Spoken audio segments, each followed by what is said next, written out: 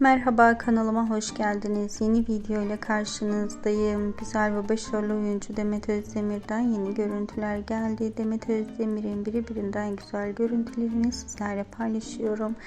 Eşref Rüya dizisi final yaptıktan sonra Demet Özdemir tatile çıktı.